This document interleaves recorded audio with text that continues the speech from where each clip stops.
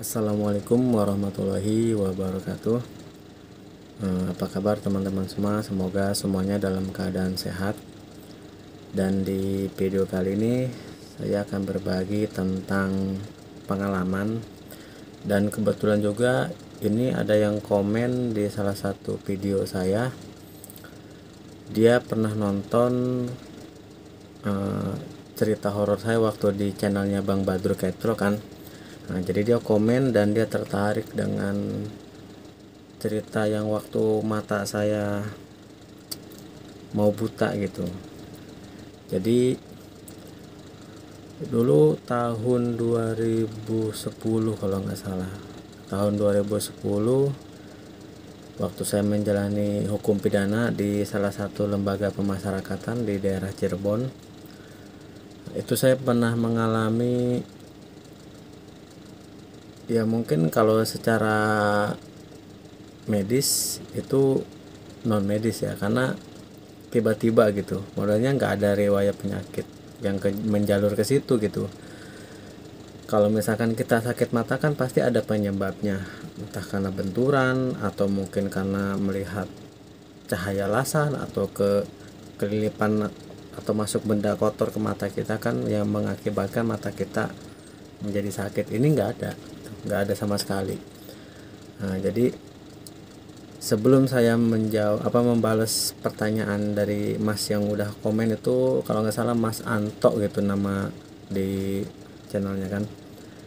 Sebelum saya membalas komennya, jadi saya ingin bercerita dulu gitu. Mungkin siapa tahu ada yang mengalami serupa kayak waktu yang saya alami. Yang mudah-mudahan uak saya alhamdulillah sampai saat ini masih panjang umur, masih sehat, dan beliau masih ada di daerah Jawa Barat. Kebetulan saya sekarang di daerah Sumatera gitu.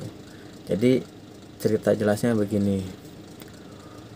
Pada waktu saya menjalankan hukum pidana di salah satu lembaga pemasyarakatan, ya mungkin ini percaya atau tidak percaya gitu kan teman-teman, itu balik lagi ke diri teman-teman semua. Saya nggak mau seujon dulu itu kiriman dari siapa ataupun itu kirim atau bukan. Ini pengalaman saya pribadi aja ya. Pada saat waktu malam itu saya masih keadaan masih baik-baik aja, masih normal-normal gitu kan. Nah, jadi pas saya bangun tidur itu saya melek kan. Itu ke dalam kamarnya ada berapa orang kan di dalam kamar tuh. Tiba-tiba pandangan penglihatan saya tuh kuning. Semua kuning. Yang saya lihat tuh semua kuning.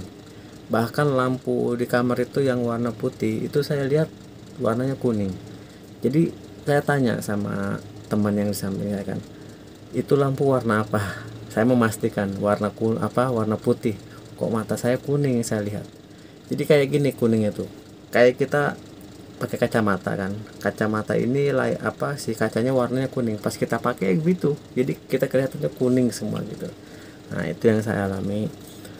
Jadi dalam hati saya kaget.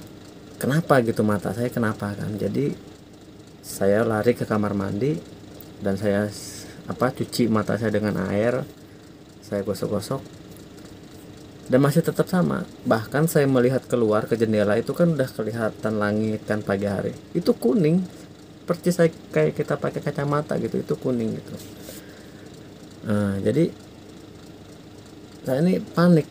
Kenapa gitu mata saya ini kenapa gitu? Apa kena kencing cicak atau kena apa? Saya nggak tahu itu kan. Nah, jadi saya mencoba untuk konsultasi ke klinik di LP itu kan dia ada kliniknya, ada dokternya kan. Jadi saya berobat ke sana dan saya tanya, Pak ini mata saya kenapa gitu. Dia malah balik tanya sama saya, awal mulanya kenapa bisa kayak gitu. Jadi saya di situ bingung kan. Ya namanya kita di dalam penjara kan, di dalam lapas itu. Untuk berobat ke rumah sakit luar kan kita nggak bisa. Jadi adanya klinik dari ya dari tempat LP tersebut gitu kan. Dia malah berbalik bertanya sama saya, apa tadinya karena atau kelilipan apa atau kenapa gitu ya, saya bilang nggak tahu, saya pokoknya malamnya masih baik-baik aja, cuman pagi hari saya bangun udah kayak gini. Nah jadi ini tuh mata saya tuh makin hari makin aneh gitu. Di hari pertama itu kuning ya kan, yang saya pandangan saya lihat itu tuh kuning. Di hari kedua itu mulai agak menghitam, maksudnya agak kuningnya tuh agak berkurang cahayanya gitu, nggak terang kali, agak kurang. Nah tapi saya melihat orang ini bentukannya udah aneh-aneh. Jadi saya lihat teman saya nih badannya besar, nanti kepalanya kecil, jadi kayak kita pakai kacamata yang ada apa ya namanya, ada lensanya gitu di jarak jauh, atau pokoknya saya lihat tuh bentukannya udah nggak jelas. Ada yang saya lihat kepalanya besar badannya kecil, ada yang bentuk kepalanya meleot-leot, pokoknya yang bentukan orang itu yang saya lihat itu semua nggak bagus itu saya alamin kayak gitu di hari kedua. Di hari ketiga pun sama, cuman cahaya tuh makin meredup, dia makin gelap tuh, dari kuning terang kan, hari kedua agak turun, hari ketiga agak turun. Di pandangan orang itu pokoknya saya lihat orang ini bentukannya udah nggak jelas semua, kayak lensa rusak gitu bentukannya, dia udah ada yang melewat, ada yang badannya jadi kayak lensa jauh dekatnya tuh, jadi nggak tahu lah, pokoknya pandangan saya tuh seperti itu. Makin hari makin turun, makin turun. Di hari ke-6 itu udah mulai gelap. Saya lihat itu pokoknya cahaya saya udah nggak lihat lagi. Bahkan handphone pun segitu terangnya cahaya handphone itu saya udah nggak lihat. Saya lihat orang tuh udah nggak bentuk, maksudnya cuma lihat bentuk bayangan aja gitu. Matanya, hidungnya, mulutnya saya udah nggak bisa lihat. Di situ saya makin apa ya, takut jelas, pasti takut kan, karena udah saya di penjara, hukuman masih sekian tahun lagi, mata saya kayak gini nggak bisa ngelihat, jadi kayak putus kita harapan itu. Apa yang mau saya lakuin itu, saya di situ bener-bener kayak hancur gitu, perasaan bener-bener sedih gimana gitu kan. Saya sholat, berdoa gitu sama Allah gitu, kenapa gitu, minta petunjuk gimana caranya supaya ya intinya saya pengen sembuh lah. Bahkan saya sampai diledekin itu sama teman kamar saya masih inget itu dulu, satu kamar saya sama Bang Ali, itu orang Palembang, tangan dia buntung kan, jadi dia meledek saya begini, katanya nggak bisa melihat, masih mending katanya nggak punya tangan tapi mata masih bisa melihat. Di situ saya cuma diem. Ya memang benar kenyataan seperti itu kan. Ibaratnya mata ini, kalau kata orang Sunda tuh obor tuh kan api yang pakai bambu itu kan obor, itu cahayanya dunia gitu. Kita kalau nggak punya mata ini kayak gimana gitu, perasaan udah campur aduk lah, udah sedih, udah takut, udah was-was gimana nanti saya bebas. Itulah yang saya pikirkan di dalam pikiran saya.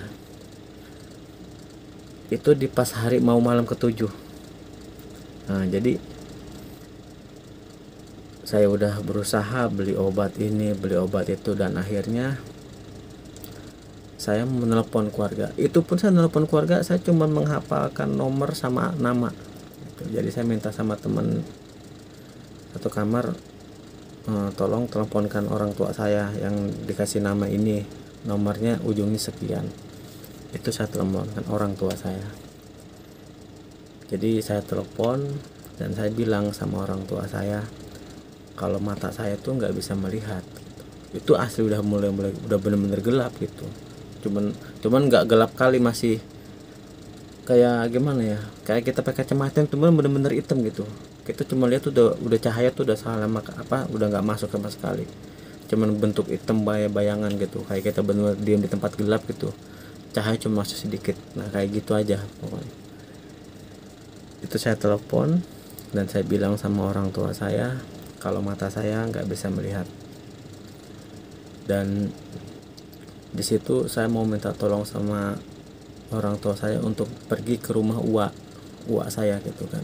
Jadi Uwa ini kan kakaknya ibu saya gitu, cuman ke rumahnya kan nggak jauh gitu. Kebetulan dia ini Al Hikmah, tukang, emang spesialis tukang ngobatin hal-hal yang non medis lah gitu kan. Nah jadi saya suruh ibu saya pergi ke tempat ke rumah Uwa saya, dan sesampainya di rumah Uwa, ibu saya ngomong kalau saya begini-begini, dan terus Uwa saya ngobrol lah sama saya gitu kan. Dia tanya gitu kenapa, ya saya bilang saya nggak tahu, yang jelas malam saya masih baik-baik aja, paginya udah kayak gini gitu. Jadi kata Uwa saya, ya udah katanya suruh ambil air putih di gelas kan, terus suruh dibaca Bismillah 3 kali. Nah habis dibaca Bismillah 3 kali, diminum, sisanya diusapin gitu ke muka gitu, ke kepala gitu. Nah habis itu dia bilang sama saya suruh tunggu 3 hari, nanti dikabarin lagi sama Uwa saya bilang kayak gitu. Jadi sesudah telepon itu saya hanya menunggu kabar dari Uwa saya. Dan di hari ke-8 itu sambil saya menunggu kabar dari Uwa, itu udah bener-bener gelap. Itu udah pokoknya apa ya, kayak posisi kita bener-bener terpuruk. Itulah saya paling jatuhnya di situ.